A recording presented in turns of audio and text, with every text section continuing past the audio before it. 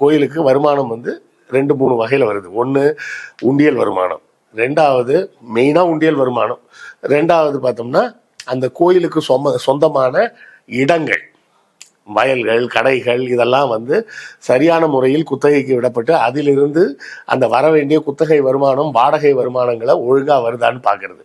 மூணாவது, இந்த மாதிரி சிறப்பு நாட்களில் கூட்டம் அதிகம் வரும்போது சிறப்பு தரிசனம் அப்படின்னா அதுக்கு ஒரு கியூ போட்டு அதுக்கு ஒரு டிக்கெட் போட்டு அந்த டிக்கெட் மூலமாக வரக்கூடிய வருமானம், அர்ச்சனை டிக்கெட் மூலமாக வரக்கூடிய வருமானம், இந்த வருமானங்கள். ஸோ இந்த டிக்கெட்டுகள், இந்த வருமானங்கள் பூரா ஒழுங்காக கோயிலோட அக்கௌண்ட்டுக்கு வந்து சேருதா? அக்கௌண்ட்னா பேங்க் அக்கௌண்ட்.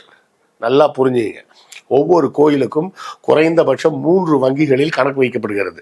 அந்த வங்கி கணக்குகளில் இந்த பணங்கள் கொண்டு போய் செலுத்தப்படுகிறதா அப்படிங்கிறத ஒழுங்குபடுத்துவதற்கும் கண்காணிப்பதற்குமாக இருக்கக்கூடியதுதான் இந்து அறநிலையத்துறை.